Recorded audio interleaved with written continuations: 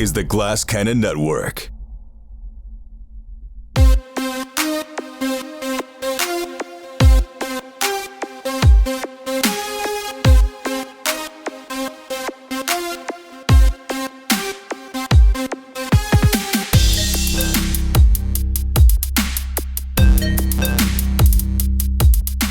Good evening and welcome back to Get in the Trunk. Here we are rocking and rolling through this, man, such a complicated situation in the world of impossible landscapes / Delta Green / Get in the Trunk. It's a strange time. I'm going to talk about it in a second. But first, I need to get something off my mind here that I'm about to head into and that I want to ask you guys about. I don't think we've ever discussed it, and I'm just curious about your thoughts in general on the art form of dance.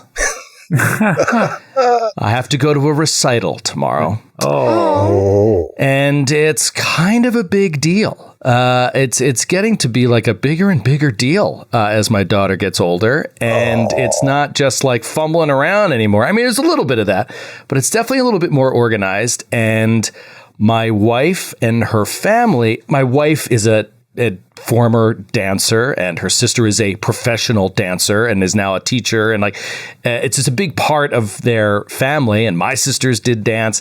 But I never go see like the ballet. I've never been. So I'm curious to know if you guys have ever experienced either the ballet or seen, dance in its purest form. Skid, you look like a big dance guy. Is this something that you've experienced before? Yes.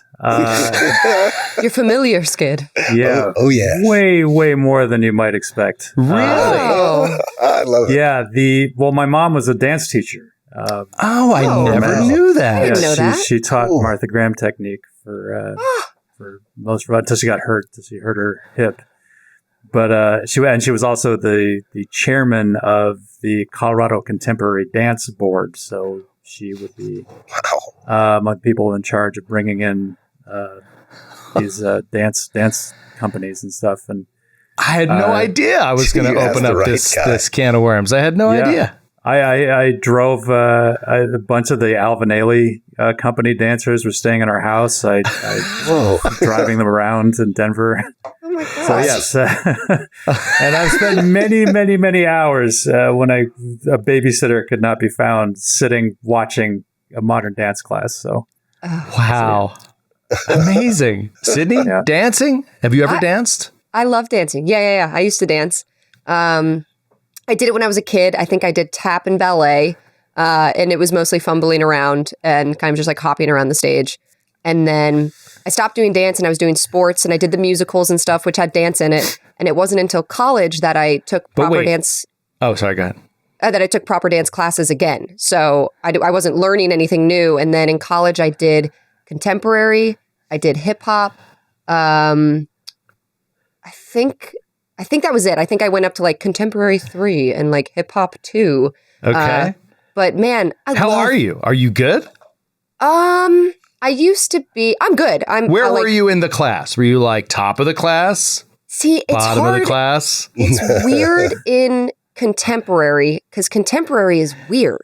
Yeah. Contemporary is like there's technique, but a lot of it is like you just like wriggle and like flail your body and it depends on the teacher that you have. It depends on like the dance that you're doing. I think our final was there's a lot of rolling around. So some people could watch that. Had a lot of writhing. Someone could watch that and be like, what the fuck? But that's the thing with dance. You could watch like a professional contemporary dance show and just be like, what the fuck is going on? Like, they're just, is this dance? Because it's not like ballet. It's not like tap. But no, I love contemporary, and hip hop was awesome. She was an old school teacher from the Bronx. She was a B-girl. Her brother was a B-boy. Oh, nice. She knew like all the people in the scene in the 90s. We saw these like videos that she had, these old videos of like old club scenes with people emceeing. It was awesome. So we did like ciphers, like cipher circles, and we would like do groundwork stuff, a lot of spinning. I never got to like head spins. I love when people say groundwork. Yeah. That's so great. Dude, seriously, it's like UFC. Give me the ground and pound. I don't pull that on like the dance floor, like at a wedding or something, but I can keep beat. Like I love to dance, and I love to just like, you see me before the shows. I dance all the time with Kate. Yeah, you do. Kate and I go off. We love it. That's awesome. Yeah, I love dancing, but I haven't been to a dance recital in many a year. So Have you ever been to the ballet, like the New York the Metropolitan Opera? Wait, is the ballet the Met? Is that through the Met too? Yeah. They have a ballet. Would love to see the ballet. Would love to see Swan Lake, something like that. That'd be so cool to see, but I've never been. That surprises me. I would just know. think that like you would have gone with your mom too. at some point. It seems like, Now something. now that I say it, I'm like, oh, it's a little sad. I should see the ballet. You should see the ballet. Francis, how many times have you been to the ballet? Oh my God. It's like 0. You Absolutely never not. seen the little bear in the car? No. I think, no, my mom had like a videotape of like Swan Lake. And I remember she would break that out like sometimes at Christmas, and I would watch and fall asleep in like 5 minutes. But I mean, it was very soothing. It was very soothing. That's about it. I have not been to the ballet. I've been to the opera once. There was movement in that. There was some, little moves in there. Not That was known pretty for cool. its dancing, the opera. Not necessarily, but there was a lot of, it was a theatrical, musical number there. So there was, some movement, but no. I've also never been to the opera. Never been to the opera or the ballet. Opera's awesome. I swear. That was a great opera's great great. opera. It's like a movie Can be with like great. people who can sing really intensely. It's just like, what? Was it What's in happening? English? No, it was in Italian. Yeah, that's cool. Crazy. It was a Rossini Are play, they but ever had in like- English? No, I don't. Well, they probably have some that are written, but nobody listens to them. But Was it Barbara of Seville or yeah, something Marriage of like Figaro? that. Or But no? they had the super titles on like a board. The Met is awesome, by the way. If you ever go see Yeah. something at the Met in their like main hall, it's freaking amazing. I've never have. Oh, it's so cool. So cool. Troy? Well, as most of you know, we don't talk about that often, but I am a classically trained actor. They're just a dancer. You must have had classes, right? Yeah, so I've taken upwards of 50, 60 dance classes, and then on top of that, hundreds of hours, hundreds of hours of movement classes. I never really liked dancing. I was always pretty good at it, like in terms of like, here, copy this move, because I was very good at controlling my body and in movement on stage and whatnot, but I always hated dancing. However, I have watched nearly every season and every episode of So You Think You Can Dance. 'Cause I fucking love that show. They have some badass dancers on this It's show. very moving. It's a moving show. Yeah, I've watched some of that, a decent amount of that actually. And I watched, what's the one with the celebrities? Oh, So, I don't like that one. Dancing with the Stars. Dancing with the Stars. Yeah. Yeah. So I've seen that too. Not for years, but like when it first came out, like its first season or two, I watched some of it. And it's watching dance is awesome, but I've just never been to the ballet at the high level. Wait, So what is your daughter's dance type? ballet. Oh, No, but I mean, yeah, it's ballet tomorrow. And then a few weeks after that, it's hip hop.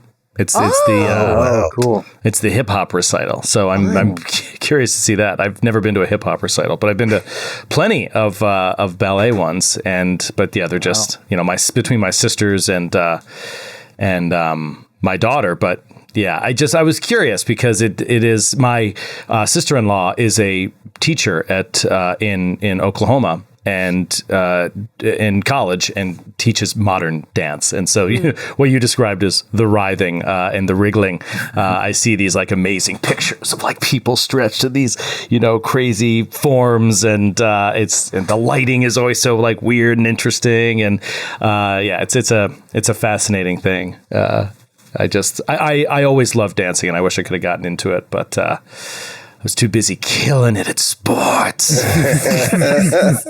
they demanded me on the basketball team, so I had to give up dance. Clearly, you've never seen a heartfelt coming of age film where the hockey player boy has to take the ballet classes to be able to be better at hockey. Right. That could have been you, Joe. Yeah.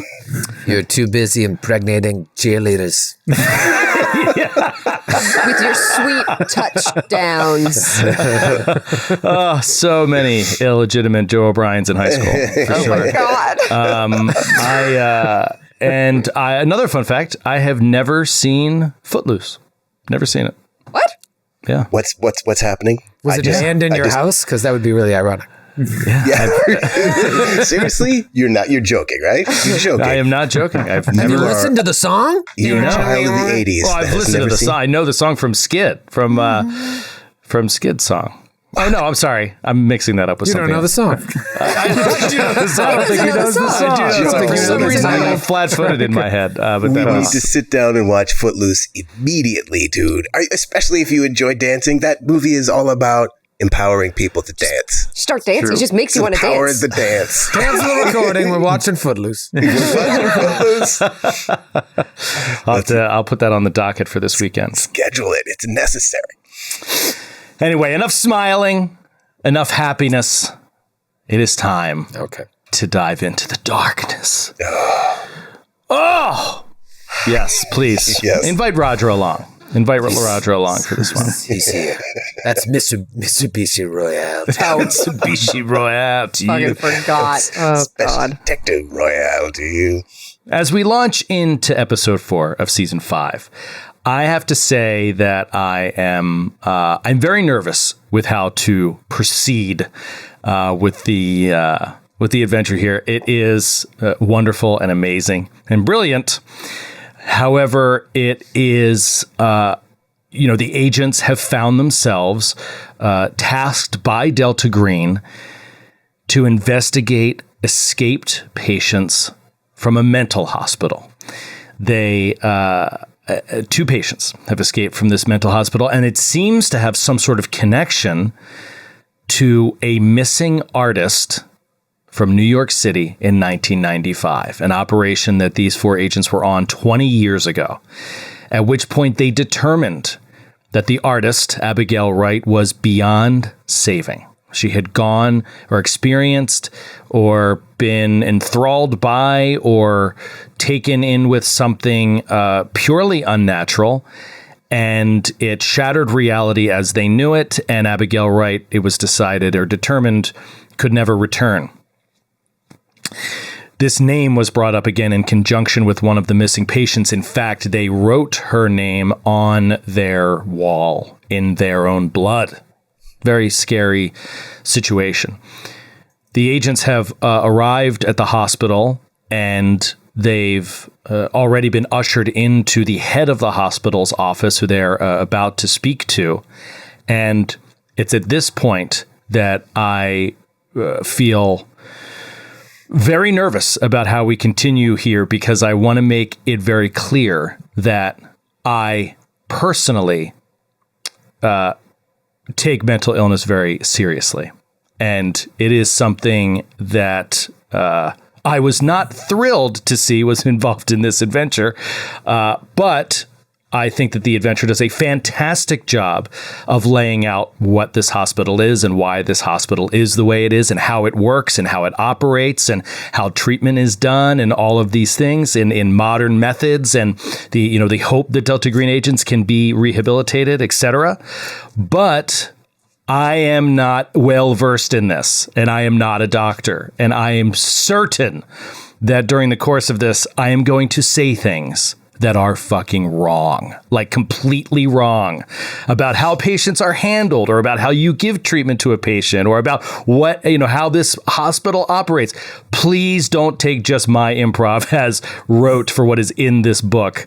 If you are curious about it, read this book. Also, there's a lot of really intense stuff in here about psychiatric hospitals, facilities, their staff, and their patients. So if that makes you uncomfortable, tread lightly or skip it if you need to. I get it. It is, it's hard. It's hard to be around. I've dealt with it in my family. It is an important thing in my family. And I just want to put that out there. Also, I'm dealing with Roger Comstone, which means there is going to be no shortage of comedy involved with this whole thing.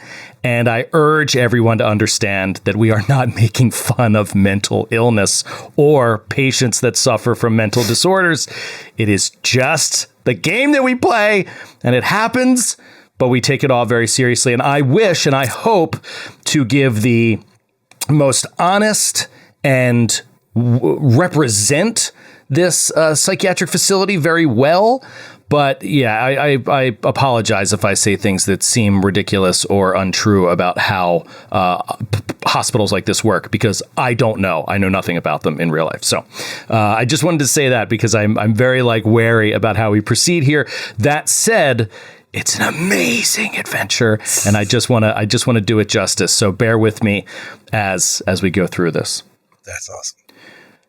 Let's return to Dr. Richard Dallin's office on the 3rd floor of the administration building of the Dorchester House in Dorchester, Massachusetts. Actually, I don't even think it's not outside of Boston. It's in Boston. I think it's in Boston. I think it's like a neighborhood in Boston. Dorchester. So yeah, it's Dorchester, kid.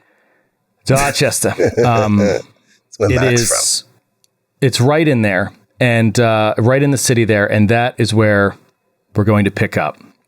The agents were escorted by a receptionist up to the 3rd floor to Dr. Dallin's office and allowed in. Our agents, if you guys remember, don't forget, you are under assumed identities of Massachusetts State Police detectives. You have proper false identification. However, you have been told by Agent Exeter that this particular doctor, the owner and operator, the head person at this facility, is aware of your real identities, not necessarily your real identities, but that you are Delta Green agents and that the missing patients are Delta Green agents. So, excuse me, let's pick it up there. In the room, you wait for mere seconds before the door to Dr. Dallin's office opens. And inside, smiling, you see Dr. Richard Dallin. And he looks just like his picture that Roger saw online when he researched Dr. Dallin. This is a picture that was on the website. If we head over to our billboard with all of our evidence on it, you guys can see the picture of Dr. Dallin. A man who appears to be in his 40s, 50s, gray hair, salt and pepperish hair, and wire-rimmed glasses.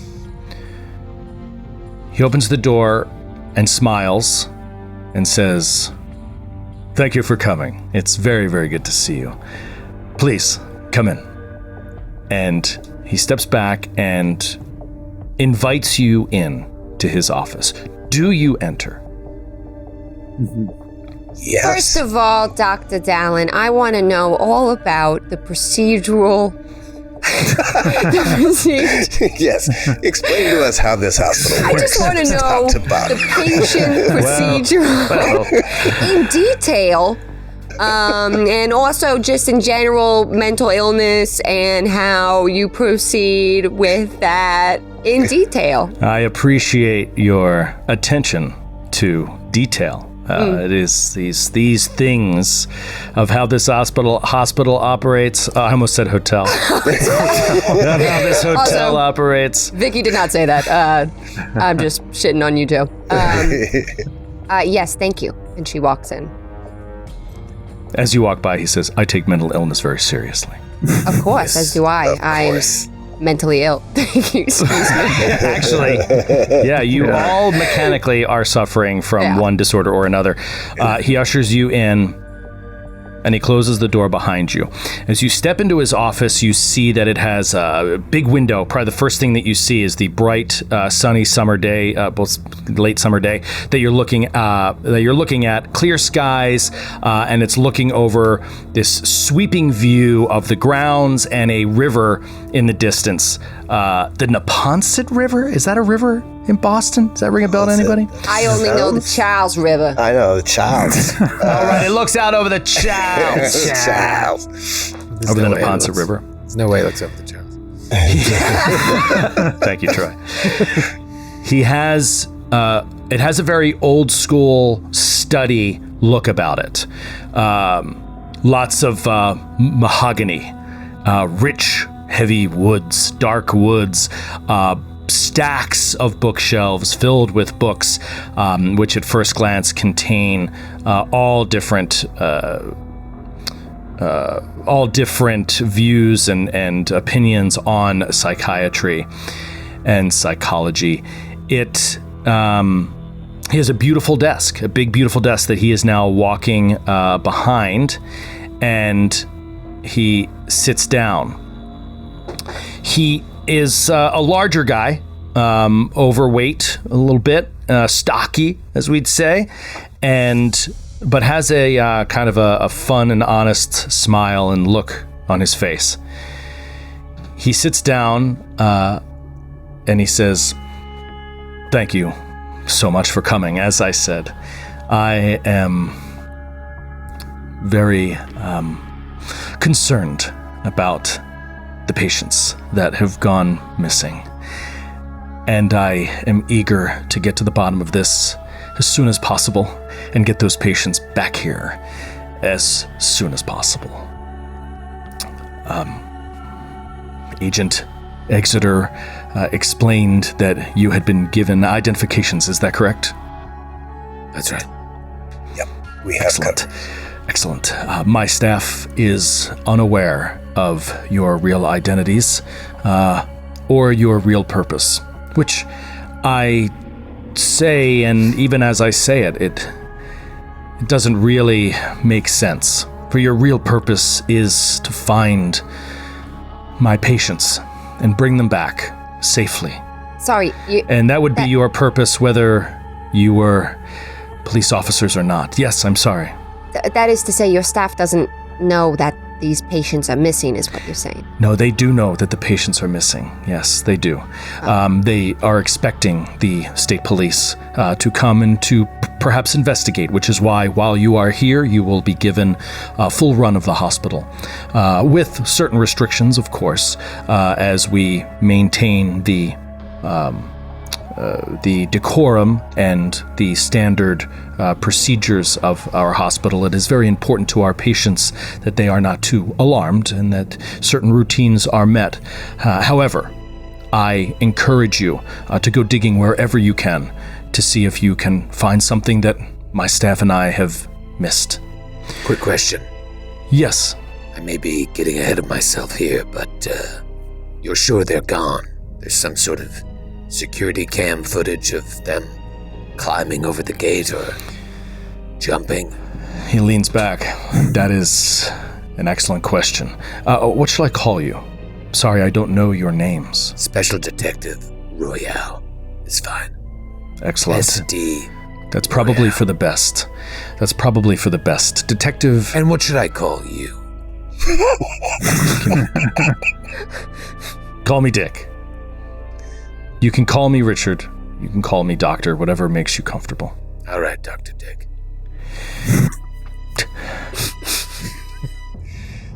It is an excellent question and a very good start. Thank you for praising my question.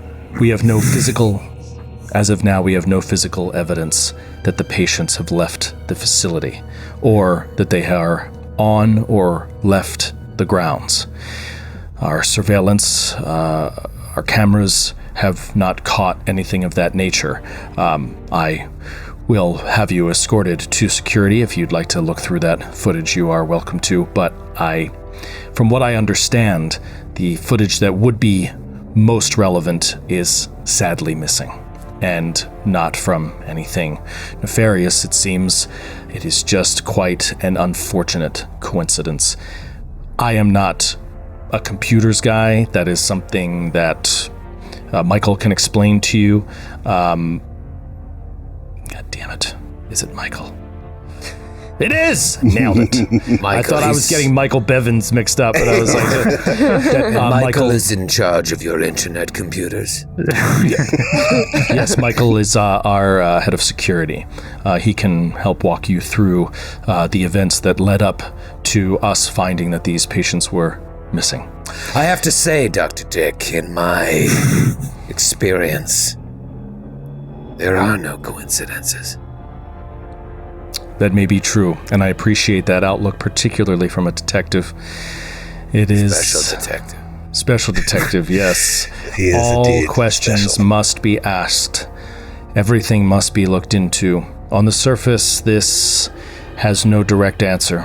The only way to find out what happened here is to dig rather deep. And if we do find out how they escaped the hospital, it will be of utmost importance that they are found as soon as possible, because they are quite capable of hurting themselves And or others. What are their names, Doctor? Ah, yes. He pulls up two manila folders that he has on the edge of his desk. The first is, this would be by your naming conventions. He went operationally as Agent Vega, and he hands over the report to you. You'll find his actual identity in here, along with the brief history that we have with him. He'd only been in the hospital for about 3 months. And then he goes to reach for the next one. Who grabs the folder that he passes over for Agent Vega? I will take that. Okay. Bobby reaches out for it. Bobby, you reach out, you take the folder, you open it up, and you see the name of the patient is Michael Whitwer. What? Talk to the audience. They don't know. Maybe they don't remember Michael Whitwer. Michael Whitwer was the airline ticket from 2014. That was the name on the airline Fucking ticket. plane ticket from The impossible 2015. airline ticket. Wait, Wow. was he also the guy we saw inside when he was strapped? No, he wasn't strapped to the... No, that was an agent. That was another agent who was strapped to the bed. I could look in my notes, but that wasn't. I asked him if he was Michael Whitmer, and he was like, "No." Oh, right. Okay. That is completely wrong. He What? screamed that his name is Michael Whitwer. He did. Are you And he serious? did? Yes. He Wait, did. really? Oh, it is. Yeah. Is that- It is. Okay, right. He screamed I'm that looking his at- name was Michael Whitwer. Okay. Yes. I'm scrolling through my notes just to see if those match up to your notes, Joe. He also yelled that he asked you if you were Delta Green. He yelled that he was Michael Whitwer, and he said that he was a DEA agent. Oh, I was thinking of the ID. The Eric K. Carter was an ID we found, and he was a veteran.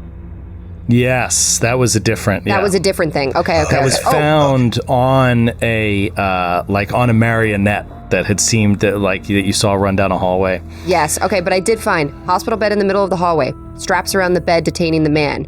He says, New York City, that's where it started. DEA agent Michael Whitmer. Whitwer. Troy did the same thing all season. He put an Whitwer. M in there. Whitmer. It's Whitwer. I did it on purpose. Sorry. Whitwer. Whitwer. So, Bobby, you open it up and you see this. Does he immediately remember, the name? Does that ring a bell, do you think? Yes, I think so. I think because that was the main, one of their main mind fucks, right? We were like, well, how is this from 2014? Yeah, So he 2015. remembers. 2015. So Bobby remembers.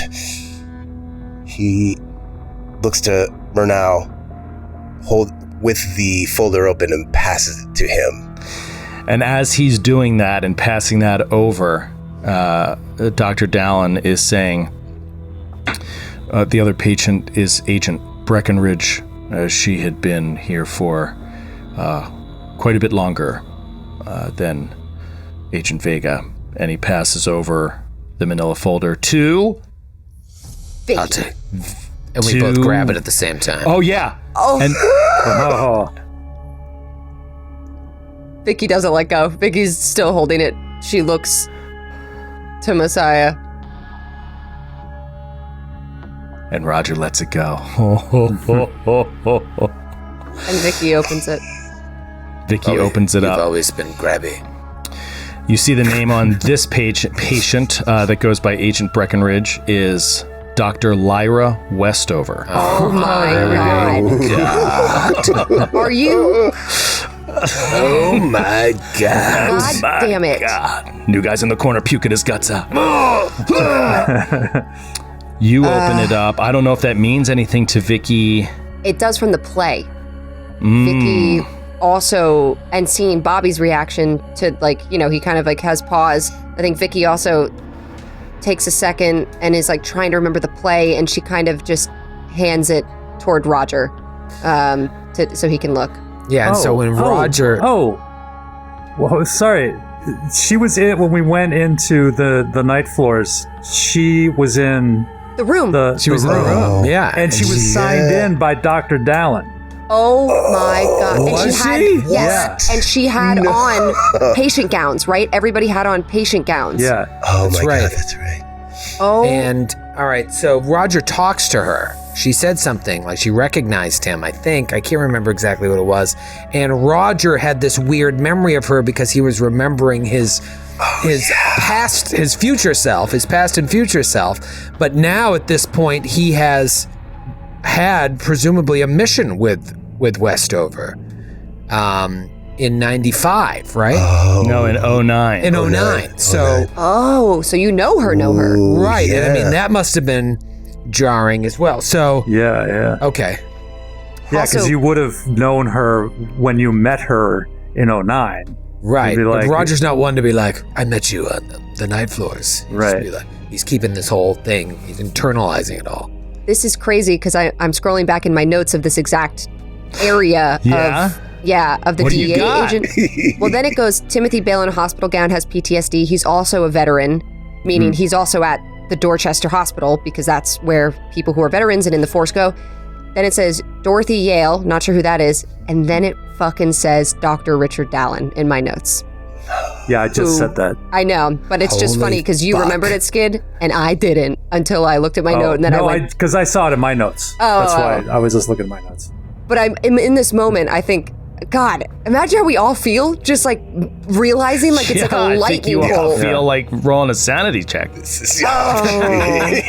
That's how I think you feel. I don't feel that way at all. That's I think I definitely feel how we normal. Oh, I God. feel totally normal. I failed 70 over 64. I failed too. Shit. Failure, That's a lot. 63 over 43. 3 out of 4. Can we make it 4 out of 4? If I roll double zeros and a zero, That is a fumble. That's 100. That's that's 100, isn't it? Yes. Yeah. Yeah. That is 100. Would that be a fumble or 99's a fumble? I think it's still a fumble, but Yeah. I could be wrong. But in this case, it doesn't actually matter because it would be the same either way. Okay. You all take 1 point of sanity damage, and I'd like you to quickly tell me how this manifests for Neil. How does this manifest for Neil? Neil, I think seeing these names, he gets a PTSD flashback to the night floors, to those hospital settings, and then just thinking of himself in a hospital, even if it's not the same one, it was just like, oh wow, like I'm in one of these horrible places right now. And then the number 3, the way that it's shaped like a number 3 and connecting that to the numbers that were scratched out. I think he's wearing sunglasses, sort of like Roger is. Not like Roger's, but as Roger's wearing sunglasses, so am I. And I think he that was like a twitch, like at the corner of his eye, and he starts feeling lightheaded, like he wants, and I think he may be standing up, and he actually just sort of tries to subtly like lean against the wall next to the door so he doesn't collapse. Wow. What about Roger? All right, so when Matthew, was it season 2, didn't he play Westover's son? That was in Season season 2. Yeah, that was season 2. Yeah, right. Right. And The operation that took place in 2019, a victim of the art. And what was his name? Begins with a G. Gregory? Gregory? No. Gary? It might be Gary. Gene? Fuck, I can't remember. I can't remember. Why am I blanking on his damn Gavin. name? I guess he's not Gavin. important. Gavin. Gavin. Thank That's you, the one. CJ. CJ got it. Gavin. So Roger's like, I gotta find Gavin. What? I'm sorry, what did you say? Are you okay? Yeah, no, sorry. I stayed up late watching horror movies. Yes, well, Start Gavin McLeod. you have the yes. patient's files there. This is what we have on hand. I'm afraid it's not going to tell you very much beyond their psychiatric profiles. As you will see, undoubtedly, as you read through them, both were suffering from disorders that we see in several patients here, post-traumatic stress disorder, depression, paranoia, etc. Both were considered dangerous patients. They could be violent at times, and both were currently admitted to the 3rd floor, which I should probably discuss a little bit about the operation of the hospital, and so you understand what you're looking at as you begin moving around. Currently, you are in the administration building. This is the central location for not only the offices to administrate and run the hospital, but also it is the common areas, the game room, the cafeteria, places where patients can meet with their families, etc., reception. The east wing of the hospital is the men's wing, and the west wing is the women's wing. The 3rd floor is reserved for the most dangerous patients, the patients that are currently suffering from the most violent forms of disorders. They generally are not permitted to have any sort of writing implements or anything dangerous that they could use as a weapon. They are generally strapped in and drugged at night to help them sleep, and they are in sort of small private rooms so that they are not sharing with anyone else.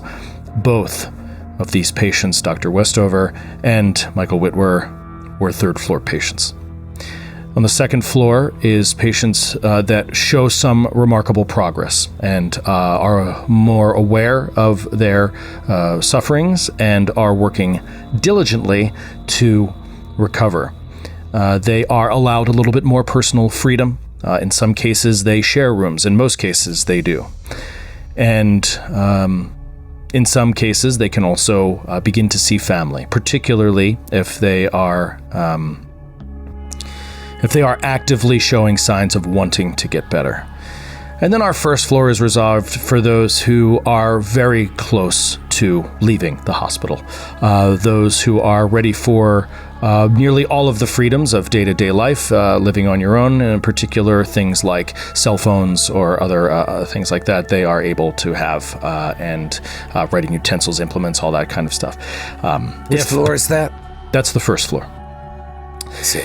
If patients begin once again to decline or to develop worse symptoms, they are then assigned to the upper floors. So occasionally a 1st floor patient needs to be moved to the 2nd floor, and in the worst cases, a 2nd floor patient may have to return to the 3rd floor, which is always something that we hope does not have to happen.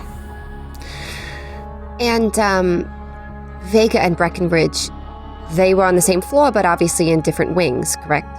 That is correct. Did they have any interaction with one another? Generally, yes. Most of the patients interact with one another from time to time in the common areas. Yes. I can't say that I specifically recall interactions that I oversaw, but I'm sure that they had spoken to each other from time to time. Most patients do. But they lived in singular rooms. They don't share rooms on the 3rd floor. That is correct. They live in singular rooms on the 3rd floor. They also will occasionally participate in group therapy sessions, so there is a chance that they may have been in one of those together. This game room, Yes. what are we talking?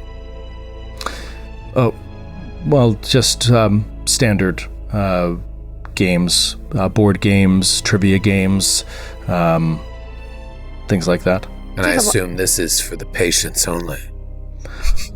Patients and staff should, the staff be working with the patient at the time. Games can be a great way to unlock the mind.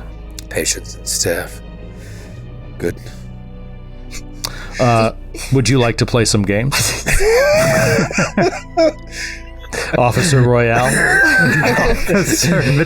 Careful, he's doing reverse psychology on you. Detective Royale? Shall you and I sit down to a game of Stratego? You really learn about a man when you sit across a Stratego board from each other. Doctor, yes, and what should I call you? my name is Michael Bivens, Detective Michael Bivens. Okay. Yes, Detective. Good to meet you.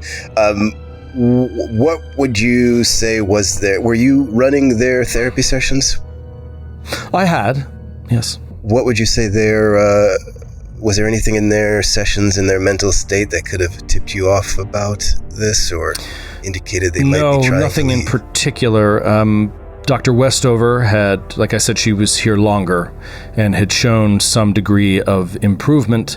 In fact, she was a resident of the second floor for some time, but unfortunately, she had to return to the third floor after an incident, a hallucination, we believe, of some kind, and it caused her to react rather violently to one of the orderlies, and so she had to be placed back into the third floor. Michael Whitwer, he continued to speak of a book, some book that he came in contact with, and he won't give a great deal of detail, but it seems to be the source of his depression and his paranoia, and we were working on that, but as I said, he had only been here a few months. He was a longer-term project. And how did he come here? Did he just show up knocking on the door, or was he brought by friends of ours? No, he checked himself in. He Really? was, yes, he believed that he was losing his grasp on reality, and so he flew here and checked himself in once he found out the hospital was aware of and friendly to Delta Green agents. Do you have a library on your facilities? Yes, we do. Is that on the administration building? It's in the administration building, correct, yes. It's on the first floor. Okay. Would you like to visit the library? Perhaps. That's it. Maybe. She's a big reader. She likes to. Is that true? What do you like to read? What are your favorites? What are your favorites? As part of my job, I do a lot of reading. I barely have time to read for pleasure anymore. It's mostly work. Some things never change. And then Sorry about that. you feel. God damn it, Roger! Sorry. It's awful. Too much coffee. Too much crap. That cold coffee went right to my stomach. Whose phone is that? Is that our phone? That is Vicky's phone. Oh. Do you feel it? Do you keep it in a bag? Do you keep it in your pants? It's in a bag. She has like a shoulder bag. She digs around. And she pulls it out. Is it a call? Mm-hmm. Yeah, it's a call from Sam. Just 1 second. I apologize. Roger watches her. And she leaves the room just on the other side of the door, but she picks up the phone. Mom? Hi, honey. Hey, is this a bad time? Why? What's going on? If you're busy, I can call back later. I know work's busy and everything, and I don't really want to Just take up too much. Sam. What's going on? Last night, well, it's 2 nights ago now, we had just gotten back, and everybody was excited, and we kind of maybe had a party in the dorm room. And there's this RA who is a complete psycho, and he reported it. And so I just wanted to call you and let you know that I got a citation for underage drinking, and I have to go before the student board today.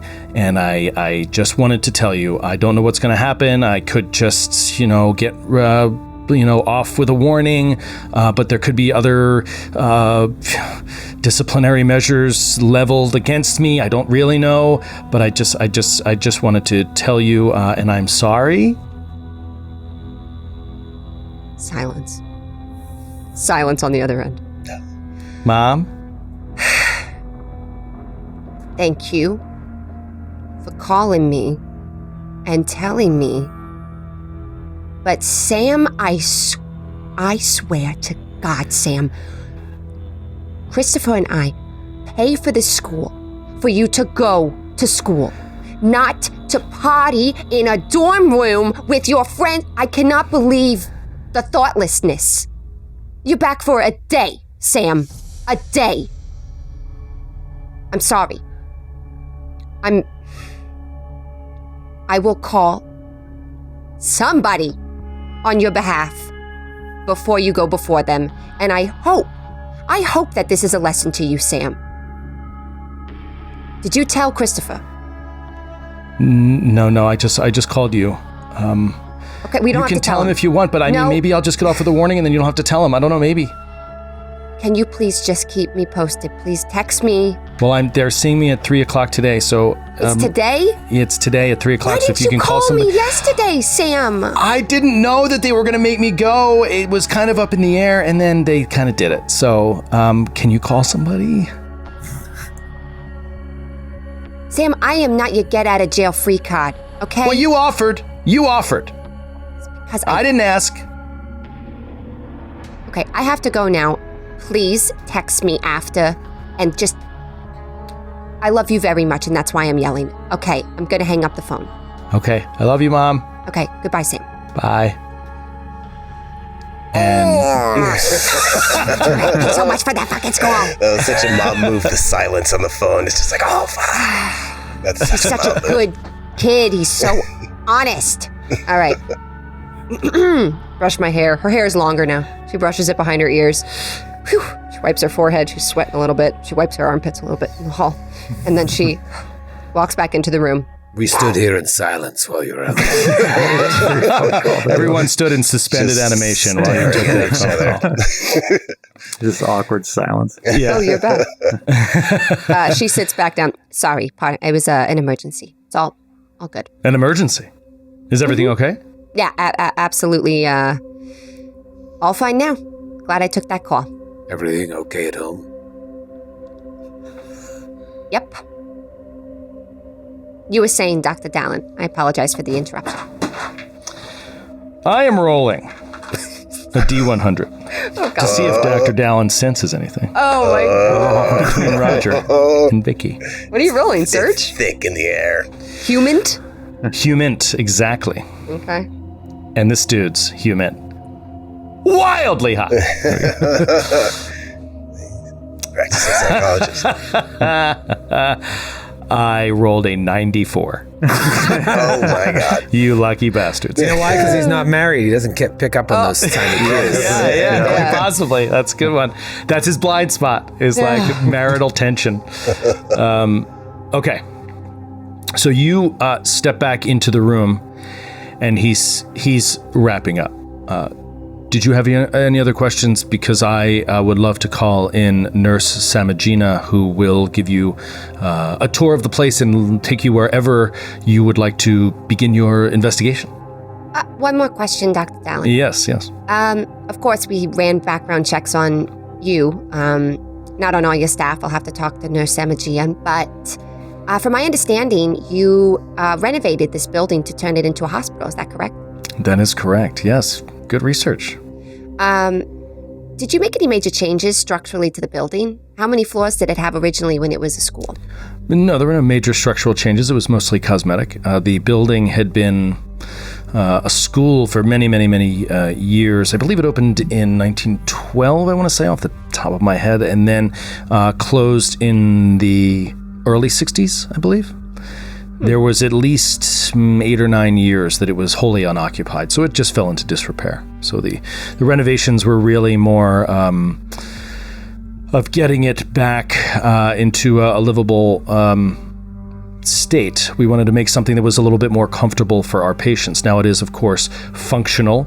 Part of the renovations was making sure the windows don't open, for example, or reinforcing some of the doorways with stronger doors and stronger locks, But wherever we could, we tried to make it as homey and comfortable for patients on the first and second floor as we could. The third floor can be hard. Do any of you have any experience in mental hospitals or psychiatric facilities? And he's just glancing over your eyes. Yes. Okay, well, perhaps it won't come as a shock to you to know what particularly violent patients can be like and how sometimes they have to be restrained. It can be hard to watch, but it is a reality of the third floor of the Dorchester. And it was this third floor from which the 2 patients escaped.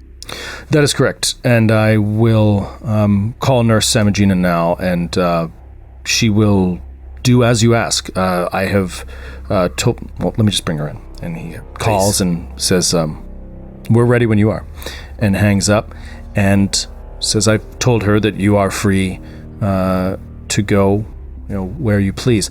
However, I'm very sorry, Detective... What do I call you? Did you tell me your name? And he's pointing to Vicky. Oh, Detective Isotope. You can call me Penelope. Penelope, that's what a lovely name.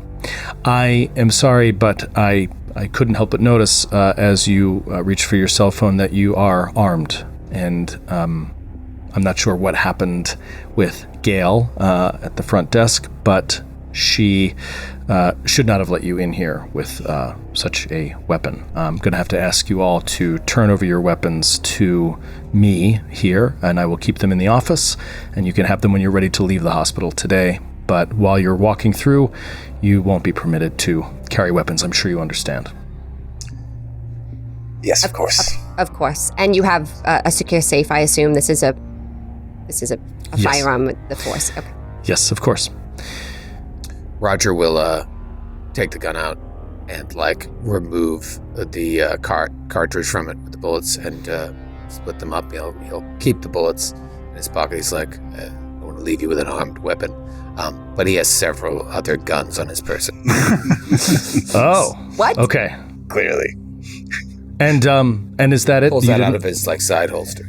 And is that it? You didn't have any other weapons on you? No. Go ahead and issue.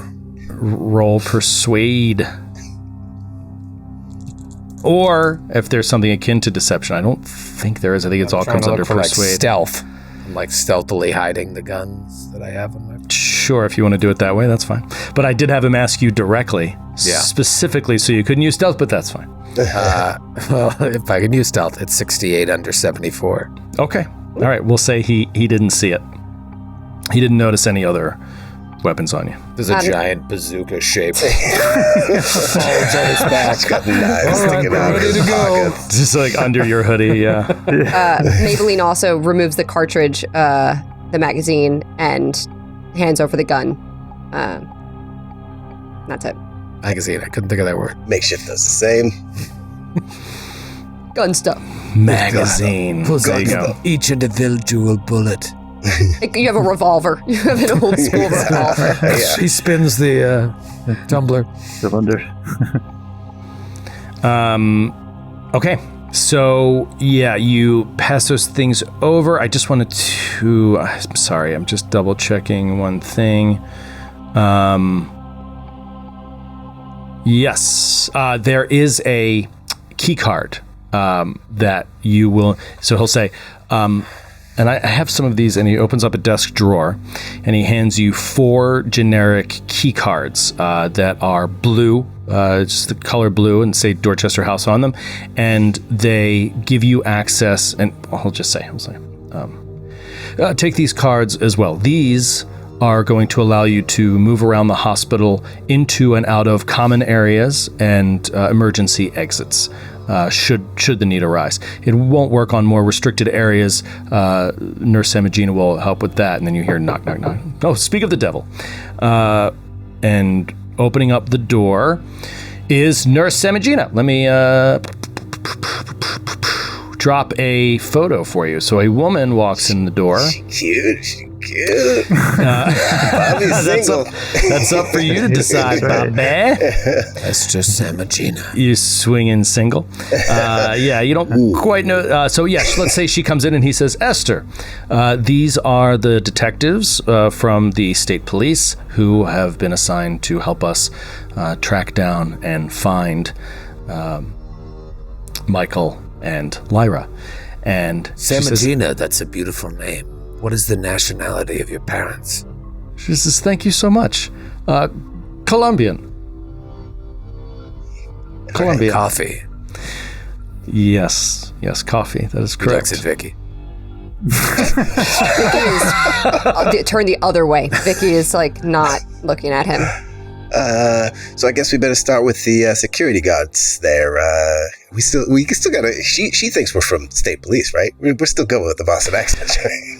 Yeah, exactly. And so Yes. Dr. Dallin will say, as we discussed before, take them wherever they asked, except of course the areas we discussed, and feel free to come back if you have any other questions.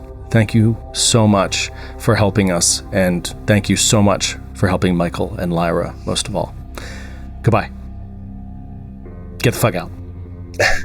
And Nurse... Does he say that to us? No, but he says it with his face, kind of. Right, you know? right. He's just smiling. Bye-bye.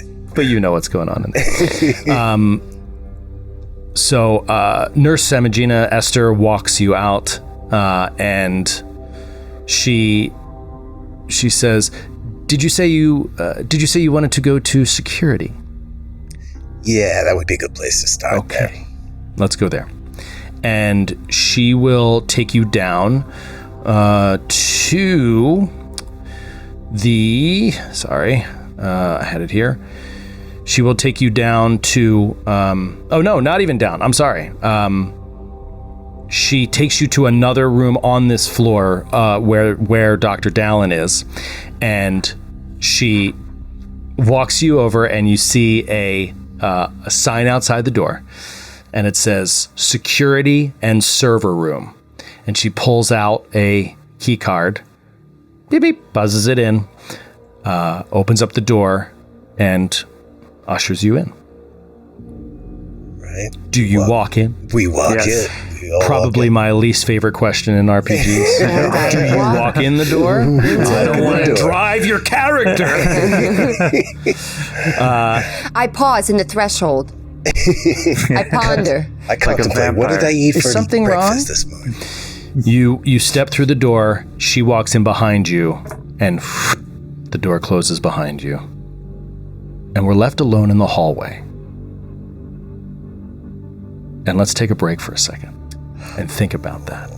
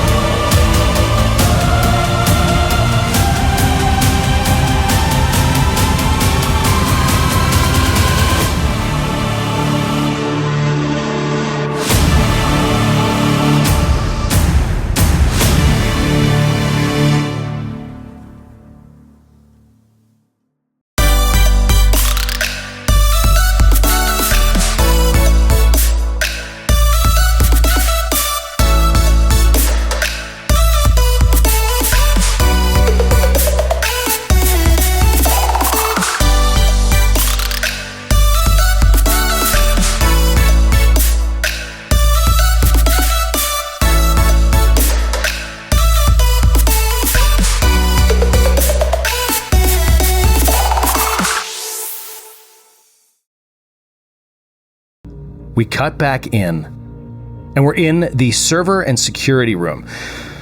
The four of you have just been led in by Esther Samagina, and you see a 2-seat security station. Right now there is one man in one of the seats, the other seat's empty, and you see that there are a bunch of video feed screens, 16 to be exact. Video feed screens of both inside, at a quick glance, you just see some are inside the hospital, some are outside on the grounds, the gatehouse, etc. And you see a man at a computer. There's a couple computers, but one is on and operating right now. And you see a young man, late 30s or mid-late 30s, sitting there. And I will throw up another picture up on the board as he stands up, smiles, and says, "Michael Devon, it's nice to meet you." And he's bearded guy, short hair, with another set of wire-rimmed glasses, dark glasses that are on the bridge of his nose. And he just leans over. "Nice to meet you." Shakes your hand. Nice to meet you as well. I'm assuming you gentlemen just started working here and they got rid of the 2 people that were responsible for the problems as of late. Sorry, I don't understand. And he looks at Nurse Samagina, and she looks at him and is like... And he looks back to you guys. I think what my colleague was saying was who was working security the night that these 2 patients disappeared? I was, actually. And why is there no footage? Well, it's so frustrating and totally, it's just the worst possible timing. The system had, without my knowledge, had initiated an automatic update of the software, and it essentially shut down the feeds for about 9 minutes and ran all these processes and updated the software on an auto update. And when it was finished, I didn't notice anything different. Everything seemed fine to me. And then at 8:11 p.m., it was reported that Michael Whitwer was missing and that there was writing on his wall. And up until then, he had been in bed, as he is every night, and restrained. So there was nothing on the footage suggested anything, except there's this 9-minute gap, which just happened to maybe coincide. Maybe something happened right then, but I didn't see it, and the footage there's just no footage at that time. So the footage is missing between 8:02 and 8:11 p.m.? I believe it's just a little bit before that. It was at 8:11 that it was reported. Could you show us the tape? Sure, yeah. And he will go through and, this takes a while. So he'll go through and show you that day and that night. And as he does, let's say that he does this narrative. You know what? Let's flash to the actual scene. Okay. So you sort of will flash back to that time in the hospital, in that place. And you see, around 6:00 p.m., you see there's a kind of a large, kind of bulky orderly that is walking Michael Whitwer to who and again, this is a story that's being told to you by Michael Devon, who's the security guy. He's explaining to you and walking through, what happened here. And he says, this is what's his face that I work with every day. God, I hate having a million NPCs. This is Richard Bryce, who is one of our orderlies, and you can see, and probably with any kind of reasonable human, you would know immediately looking at this guy, this orderly Richard Bryce, that he's probably hired specifically because of his size, almost like a bouncer in a nightclub. He's a big dude, and it's probably because he is able to defend and help violent patients not hurt themselves or not hurt other people or whatever. He has a big physical presence. So he is walking Michael Whitwer back to his room. He'll rewind and he'll show you just a little bit before that, about 6 or 7 minutes before that. And you'll see out at a station, there's a surveillance feed, and you see Michael Whitwer taking his medication. And then he is walked into his room. There is not a surveillance feed inside of his room, but he is explaining to you, Michael Devon is like, and now this is where Richard Bryce would typically lay him down and apply the proper restraints, and the drugs would be taking effect at this point, so he would be very drowsy and would be ready to fall asleep. So that takes place each night between 6 and 6:10, and here it is right here, and he points and you see it's 6:11 p.m. Richard Bryce walks out of the room and closes the door, locks the door, and continues up the hallway to... And he was given these drugs, as far as you know, sleeping drugs. Well, I just showed you on the surveillance tape. Well, you didn't show me what was going on in the room, but we're to assume he was given his medication. This is the one that I showed you. That you see when he does this? That's him taking the medication. He didn't take it in his room, Roger. He took it in a different room. Yeah, it's down the hallway a little bit. So that was the other tape I just showed you. I see. And so, yeah, it appears to you that all visual evidence is that he did take the medication, and that then he walked down, he was walked down this hallway and went to bed. You continue through this process, and you see a similar sort of process with Dr. Lyra Westover. You see that medication is taken. She is escorted, and this one he'll point out and say, That's Ulrikia. That's her nurse. Her and Lyra got along really well. She's walking her back there, and you see this nurse walking Lyra Westover to her room and going in, closing up, and everything appears normal. And where are these two orderlies now? Are they working today? Yes, they should be here today. Yep.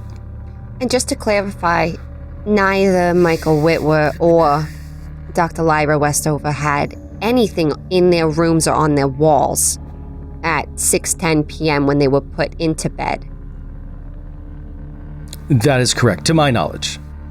Perhaps you could ask the orderlies or the nurses, but I can't see it from in here, but I overheard Dr. Dallin asking them what they had seen as well. We were all talking about it together, and they said that there was no room, or there was nothing written on the walls, but you could ask them yourselves. And when did they realize that the patients were gone? During like a random routine walking the floor, yeah. Richard Bryce was walking the floor, and at 8:11 p.m., he reported that Michael Whitwer was missing. There was a lot of focus and attention on that room, particularly because of the writing on the wall, and there was... I'm sorry to say that perhaps there was a lot of attention taken over there. I don't know. Again, I'm just speculating, but technically it wasn't until 8:22 p.m., 11 minutes later, that it was reported that Lyra Westover was missing as well.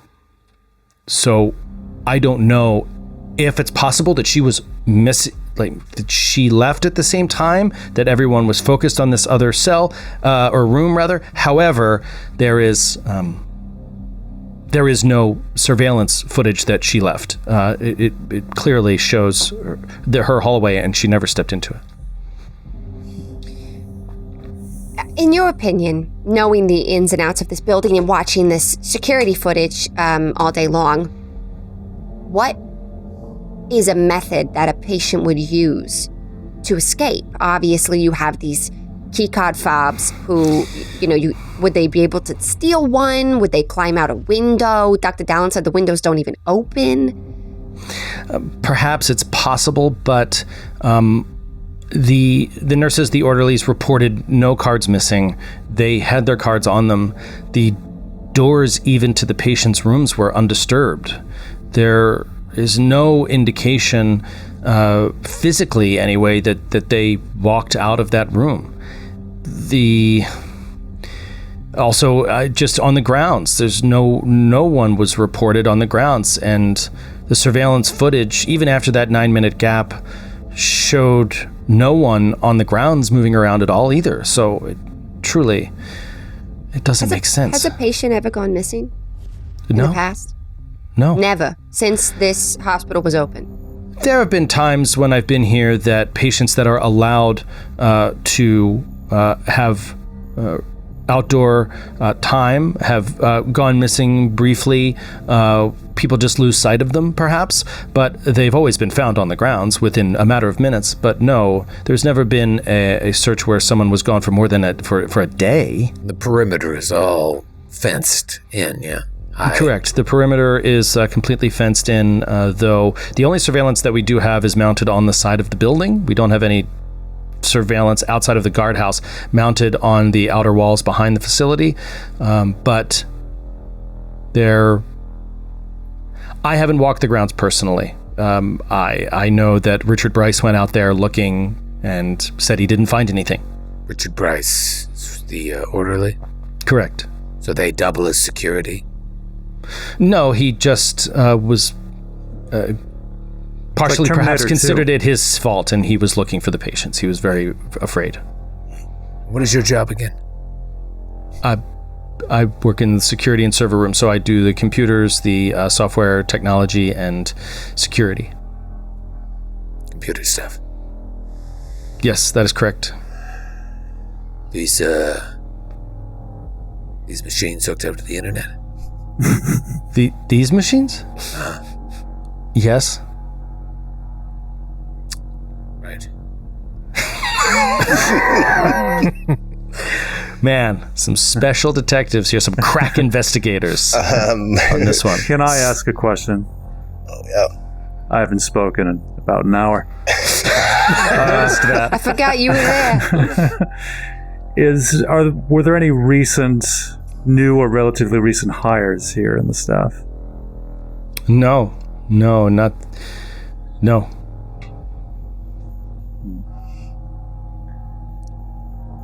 Do an awareness, see if he's hiding anything. Is that alertness, rather? Or is that more human? That's human. I don't have that. Can I do I'll try it, human? though. Do it. Oh, you know what? I rolled a 6 under 10. Ooh. Holy shit. Wow. I just rolled it so I'd fail and I could check the box. On human? Yeah, 6 under 10. 6 under 10 Just is insane. Trying to get a sense. What are the odds? What are the odds? Any of these shitbirds hold anything back? Okay. I find it difficult to believe it's just the one guy on security. Roger, you're human because I gotta give you something, right? You rolled a success in there. I will say you get the sense that this guy is hiding something about himself. This guy is hiding something personal, but it has nothing to do with the investigation. Like, it has nothing to do with the surveillance or the footage or anything like that. But you get the sense that this guy is a little bit of a weirdo and might have something weird going on. Can I roll human in my own mind, in Vicky's mind? For some reason, Sydney... That is a really bizarre way to say, can I roll a human? Check in my Can I roll a knowledge check in my own mind? Can I roll a private Vicky thought? Sydney, looking at this board, I feel like Michael and Dr. Richard Dallin look really similar. And maybe it's because they both have glasses. I don't know, but can I roll some sort of check to see, like... if they're the same person. If they're related? If they're the same person. I guess if, like...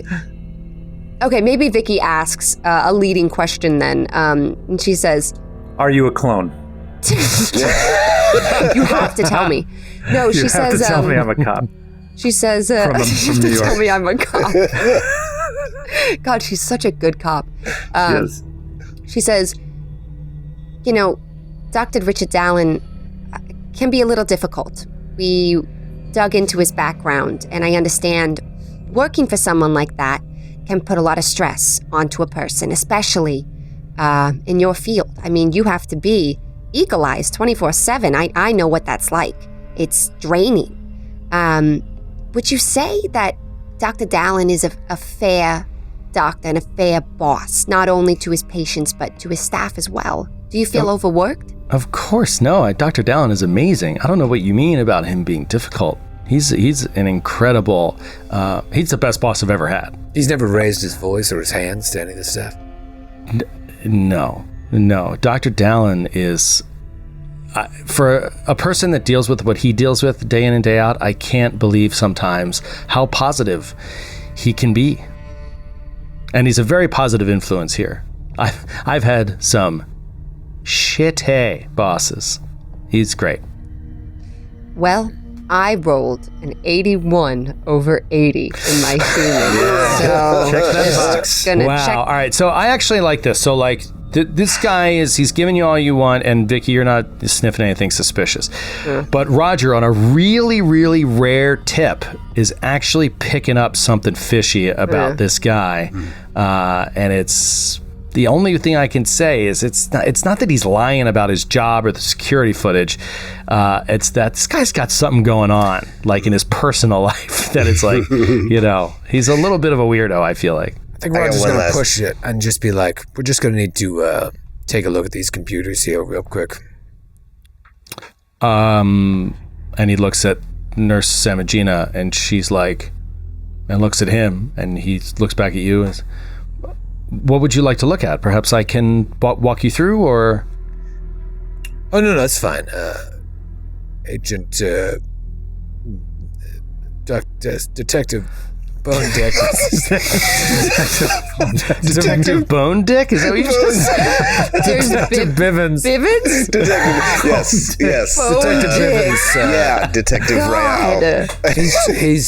He's trained in internet computers. That's right. He's trained in internet computers. He knows all about those internet computers. My esteemed colleague is trying to say is I can take care of it if you just step aside.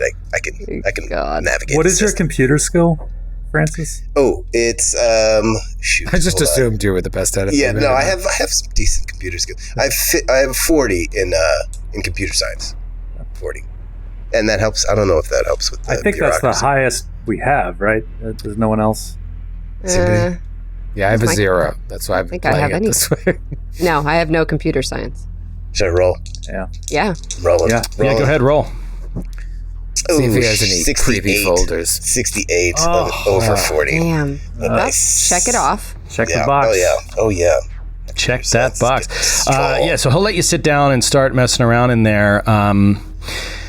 I will say that you, one thing that just pops up that seems, I don't know, a little odd is that you notice on one of his tabs on his internet browser history or whatever, you see that he has multiple searches for caving, like spelunking,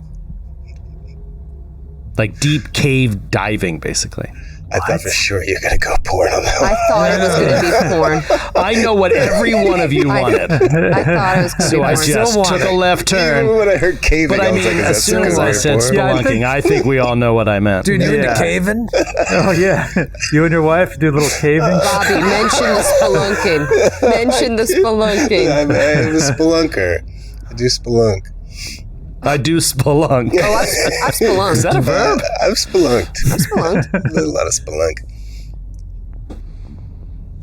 That's the only thing that you notice. You don't notice anything about the case or the missing patients or anything like that. Okay. And to the guy, it's just you, huh? All night, just you're the one security guard, huh? Yes, and I'm not generally here overnight. I will leave usually around 9 o'clock or so, and the tapes keep overnight, and then I can review in the morning if there were any incidents or anything. Except for that 8 minutes that was lost due to a automatic update. I know. Francis, could you look into that? Yeah. Could I get like some kind of CIA tech guy on it, or like take a hard drive of some kind to like get analyzed? Couldn't you like go into the settings and see like when the time is set up for these automatic updates, or if it's just like set to auto update? I don't know.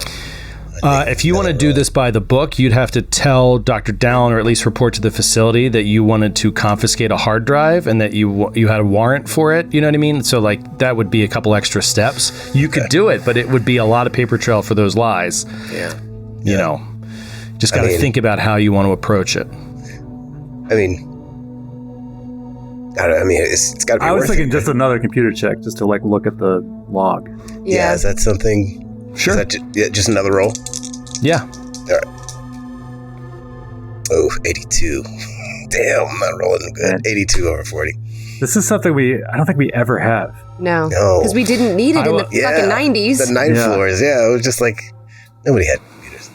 Exactly. When you built those 90s characters, dude, it's so correct. I know, right? Like, think now, about it. You built they're those all characters in the relics, 90s. You're we're like, all we don't like need dinosaurs. that. And then, now those characters are like those same people that are just like, I don't know how to work that shit. What you need is Magdalena. That's what you need right now. Oh, yeah. My hacker, I miss her. Dude, she's out there. I wonder Is if she she's out like there? right around now, Can like you call first her getting up? hired at Hitachi. Hitachi in Oh yeah. in Philly. Pennsylvania. Yeah, in Philly. That would be So cool. Live look-in. Roger knows her. I could call her. I know a computer's girl. He I know met a computer- Magdalena. Oh my That's- god. Oh my god! You could like open we a do portal that? and just walk into her cubicle. You're like, we need you desperately. Christ. I know somebody. They Really call. good at this. I know a hacker. Well, Anyways, in the timeline, you haven't met her yet. You That's meet right, her yeah, in that's 2019. Oh, holy shit! It's I forgot it was 2015 right 2019. Yeah. Wow, that Well, is listen. so weird. Thank you for your time. You've been. Anyways, thank you. We will certainly be chatting Sorry, I couldn't be more help. often. Well, I'm sure this isn't the first time you've apologized for that. Let's go. Samagina, lead the way to the game room. I need to unwind over some ping pong.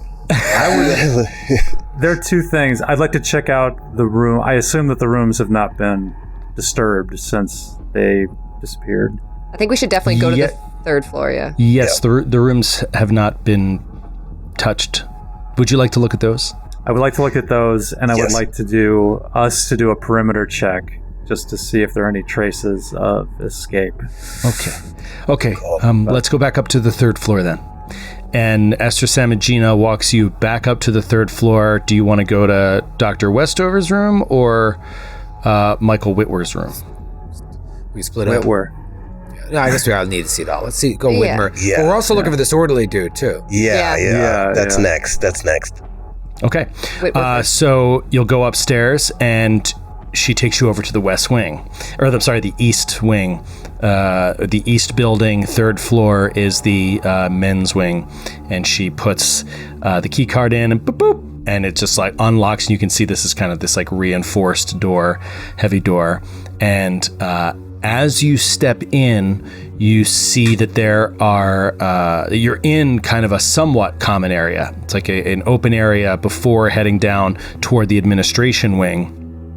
And there is a patient that's in the corner of the room, just looking out the window in a gown.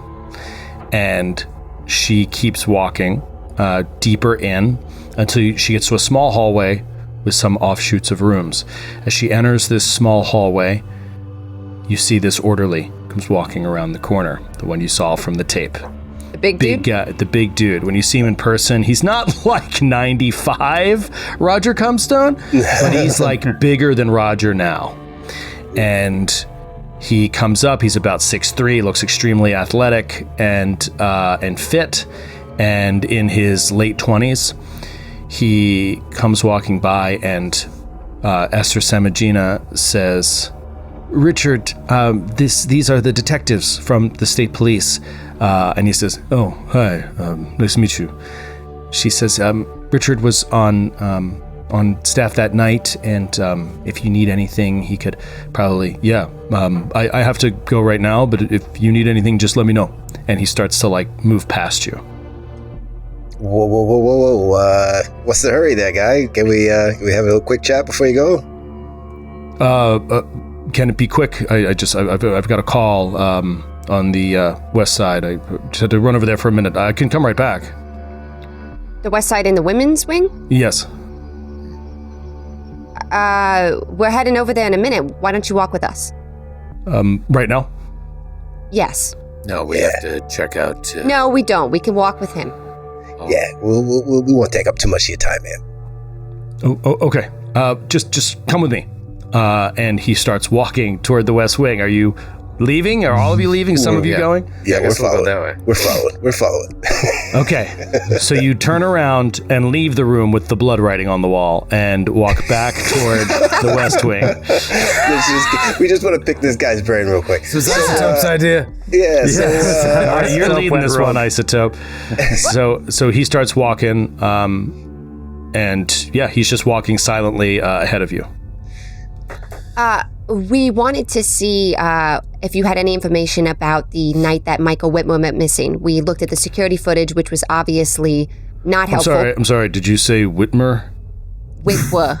Oh, okay. I thought I heard Whitmer. I apologize. My heavy Boston accent. Maybe you can't understand me. She's into the area. It's okay. Your name is Richard Bryce, is that correct? Yeah, that's correct. And he's walking and talking kind of over his shoulder behind you. And you... I'm striding up next to him. Click, click, click. And you were mainly Michael Whitmore's orderly every night, sending him to bed. Yes, that's correct.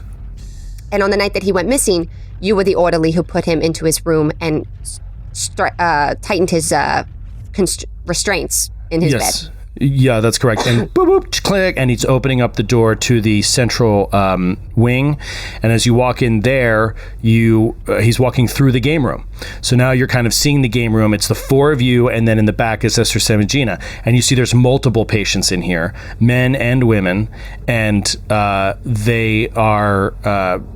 this is the third floor, and so there's very little conversation happening, and they're kind of each kind of alone in a way. Some of them are talking together, but couple men, couple women, and he just keeps moving through.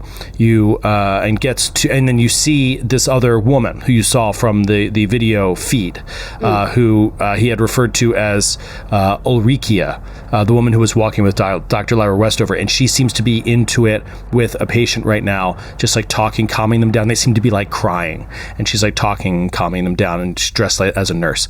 Then he walks you through that room, opens the outer door, and starts heading over to the west wing, and is continuing to answer your questions. Was there anything that you can remember as being odd or out of place on the night that you put Michael Whitmore into his room? No, nothing I can remember. He was medicated as usual. 6 o'clock we went in there, or maybe it was 6:10.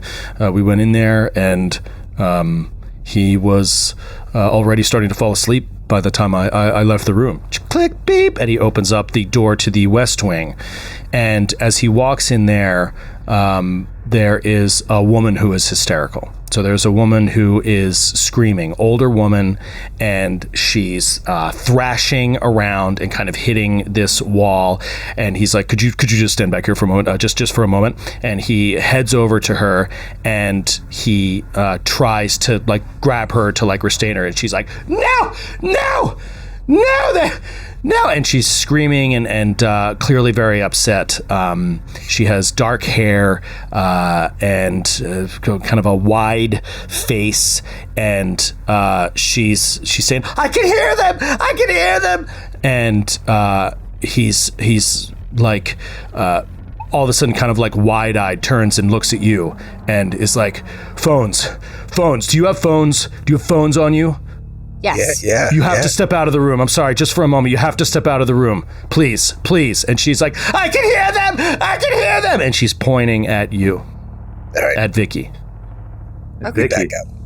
Oh, just Okay. Vicky. At Penelope. Or Vicky. Backs. Or Maybelline. Whoever the hell you are. Whatever you're How is a calling handler yourself these supposed to keep days. track of all this shit? There's too many names. She backs up. Do the doors have windows in them? Yeah. Okay, so she backs up out of the room, but she watches through the window. She's Do you curious. guys all leave the room? Yeah, we're all sorry. Yeah. Okay, so you guys walk back out of the room and it closes and he's like kind of huddling her in and you see she's like holding her head and like slowly starts to like calm down a little bit and he walks her over to another area and walks her in. 5 minutes pass, you don't see anything, and then eventually he comes walking back out again and opens up the door to you guys. I'm sorry about that. It's all right. Was Michael Whitwer saying anything, mumbling anything at all when you last saw him? No. Not that I remember. No. No. Do you check that they swallow the medication every night? The person that gives them the medication does, yeah. It's a brief check. I mean, they could lie. I don't really know. I wouldn't be surprised if they did sometimes. It happens from time to time, but... Do you know what his medication was? Ketamine or another type of sedative? Sure. Okay. Do you remember anything out of the ordinary happening that night? Obviously, 2 patients apparently disappeared into thin air. It's a little bit strange. I'm sure you'd agree. It's really strange, and it really is like they disappeared into thin air. I don't know. They really just... They vanished. I've been going over it over and over again in my head, and I can't figure it out. Nothing out of the ordinary happened that day, or even later that night. No. Westover was only about 2 weeks back in the ward, back on the 3rd level. She had been on the 2nd level for a while, but she had some experience. She saw someone that wasn't there. I mean, I'm not a doctor here. I didn't diagnose it. I know what I heard. Who did she say a name or anything? Someone said they heard her mumble Roger under her breath. Said, "You have to get out of here," something like this. Roger, you have to get out of here. That's how you can help me, or that's how you have to help me, or something like that. Oh shit! This is what she said when we saw them her in the night floors. on the night floors. Totally. And but when they tried to calm her down, tell her that there was nobody there, she had a violent reaction. She tried to hurt somebody. She actually did hurt somebody pretty bad.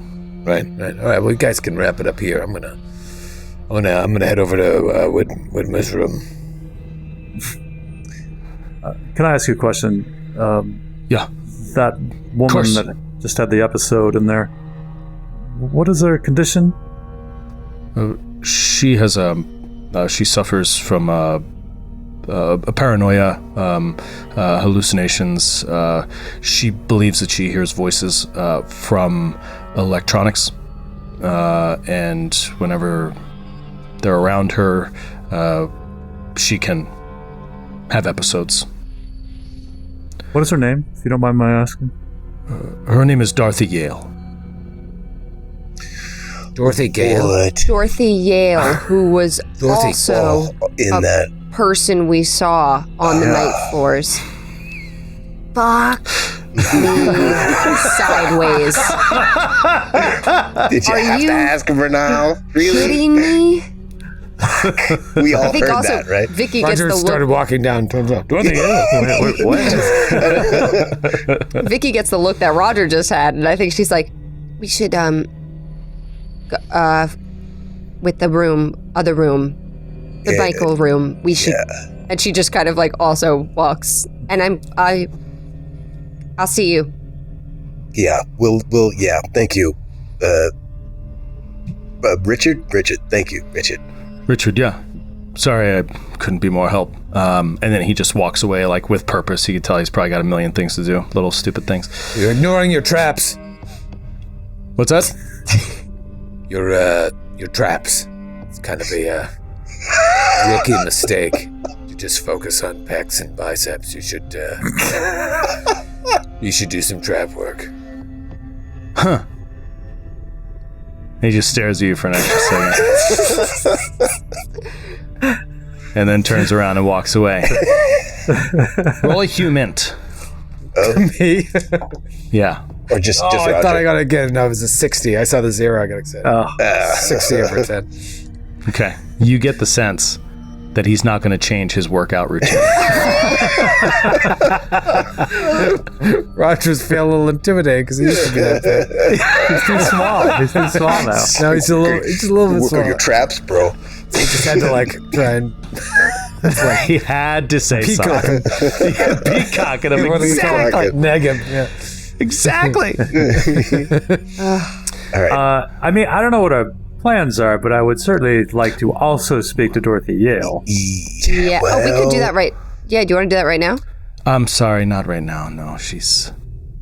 Well, let's give her some time. Let's just run it at full speed with our phones. All right, Joe. We'll have to I'll circle back.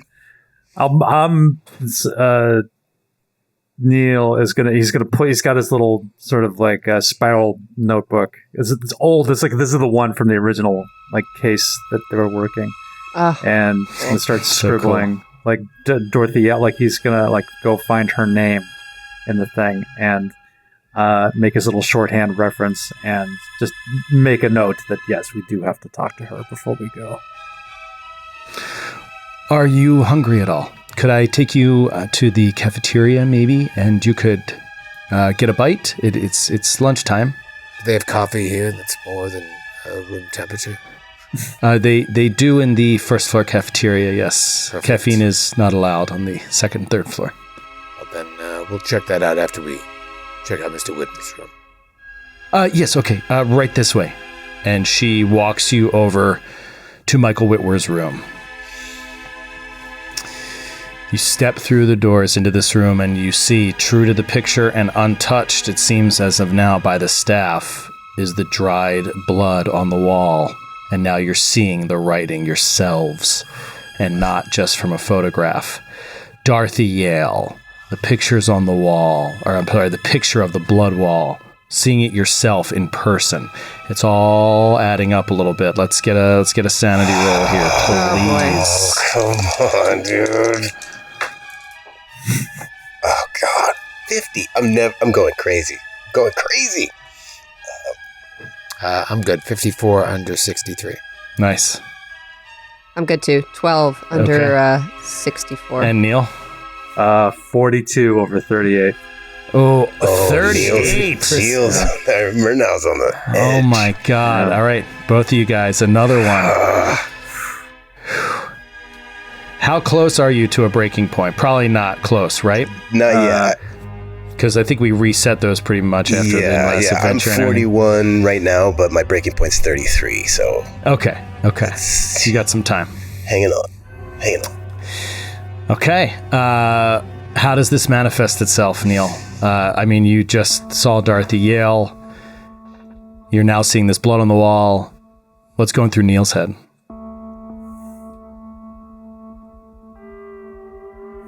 Neil is... I think he's thinking about his crown. Like he's kind of Oh God. retreating into this idea of the crown. Where is the And- crown? That's a good question. But it's kind of like the way that I always viewed the One Ring, the way that it works on the wielder's mind, which is sort of different. Like in the Peter Jackson movies, the implication, I feel like, cinematically, is that the ring puts you in some kind of a trance almost, where you're not in control of what you're doing and you want to put it on.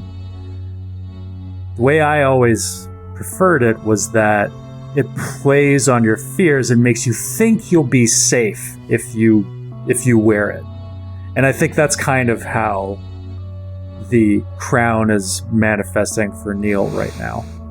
This feels like something that would mean him becoming safe. So he's retreating into that idea a little bit. Cool. And that is a good way to lose a point of sanity.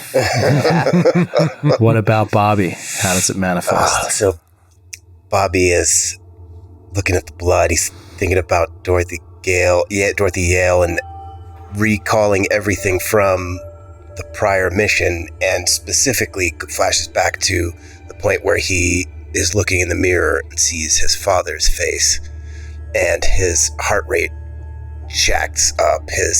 He's just sweating. He doesn't know how to control, or rather he's trying his best to control, but he's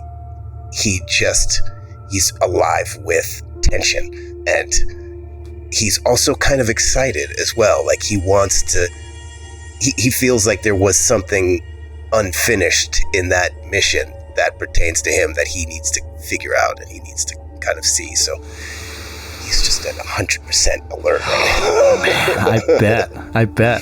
Okay, everybody give me a search roll. Oh. As you're looking around this room. Blood on the wall. Ooh, yes. 22. Abigail Wright has gone to sea, cross the waves to rescue me. In a ship both tall and fine, she rounds the corner, marking time. What'd you get there, Bobby? I got a 22 under 23. Nice. Critical success. Yes, crit suck. Boom. Success. Boom salad. Vicky? I got a 67 over 53. Oh, man. Yeah, you have good search. Roger, I assume you failed. I got a 67 as well. Whoa. Whoa. You guys Over are so in 10. sync. What Over could it 10. mean? Twinsies. You There's can't two still only have a 67s. 10. I have a 10. Two 67s. Yeah, 2 to No, 67. not even. You know what number you get. Oh, search, you said 67 over 25. Got it. And then Neil? I got 52 over 41. Okay.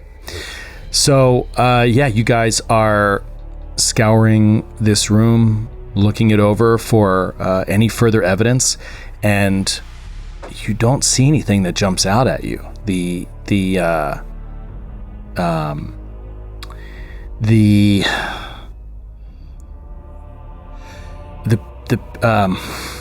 room itself is so bare, and you get the sense with your crit that this is the status of third floor patients, like living areas. It's like they can't have anything, basically, because they could turn anything into something to hurt themselves. So like it's just super, super bare. And so this would be the only way to write something on the wall, would be to use your own blood. But how do you even draw the blood? Right. Is what you got to be thinking to some extent. And yeah, but other than that, there's no evidence of forced entry. There's no scratches on the walls. There's no blood anywhere else. It's like there's nothing else here to give you a straight answer. So Bobby looks at the blood, and he steps up to the wall, and I'm assuming he's got like a little vial for taking forensic samples. And is it on your character sheet? Is it? No, wait, hold on. That's fine. It's fine. Okay. Well, Skid has Skid has a doctor, medical. Okay. So Yeah. Murnau, he asks Murnau, let's get a sample of this blood just to make sure we know what we're dealing with here. And Neil cracks open his doctor bag, pulls out a pair of latex gloves, snaps them both on, and with practiced hands prepares the vial and the process and takes a sample. So he starts scraping this blood off the wall. Little dried blood dropping into this vial. Nurse Samagina standing behind, watching, curious about the work of a state police detective. The camera comes in close on her face, and it seems to have this odd stillness to it. And then all of a sudden, we hear, clear as a bell, ringing out down the hallway in the common area right before you walk out and leave this wing. I know where they are! and it snaps Esther out of this like stare that she's doing, and her head turns and looks, and you hear footsteps padding down toward the hall. I know where they are. I could tell you right now if you really want to know. And you see this guy tall, super skinny guy in a gown, clearly a patient. The guy who you saw just a minute ago standing there, just like staring out the window. Yeah, staring out the window. And Esther Semigina is like, Ed, if you just take a step back, please, just give them a little bit of room, please. He says, don't push me away. If they are looking for her, I could save them a lot of time, is all I'm saying. You just talk to me if you want to know. And he starts walking back away down the hallway, and she turns around and she's like, he's a patient here. You don't have to worry about it. He'll do that from time to time. He likes attention. And he's walking away, and he's just like, you'd be crazy not to talk to me. And goes back into this like common area. All right, we gotta follow. Come on, that guy. Yeah. Could you excuse us? Can we just go talk to him? He says to Esther. We planned on talking to patients as well. It seems the staff can't answer any of our questions, so. Okay, but just be careful, okay? And he says a lot of things. I don't know what he'll say, but just be careful, okay? Sure. I was about to say we have a doctor with us. I'm not going to say that. But I lean into Verno and I go, you're a doctor. You know about this stuff, right? Sure. And I think, like, I could be a doctor in employ of the state police. Sure. You know, they have to have, like, medical examiners and stuff, so. Yeah, for sure. He has walked back into the small common area at the front of the men's wing. So you want to talk to him? Yeah, we head out. We just book it. I pull out my gun. You finish getting this sample, and you start walking down the hallway, leaving Esther behind you. And you walk out and step out into the common area. And sitting in a padded, cushioned chair in the corner of the room is this man who you just know as Ed, as Nurse Semigina referred to him. And his legs are crossed, and his hands and his elbows are on the arms of the chair. And he's just like, step into my office. I'll get you all caught up. And we'll pick it up there next time. I like this guy. This seems fun. I'm a fan. This stuff is really not fun.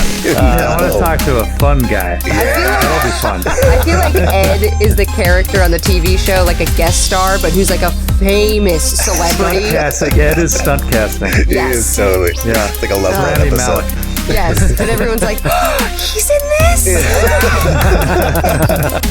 Yes, nailed it. Great job, everybody. Awesome sesh. We'll see you guys next time. Have a good night. Bye. All right. Night.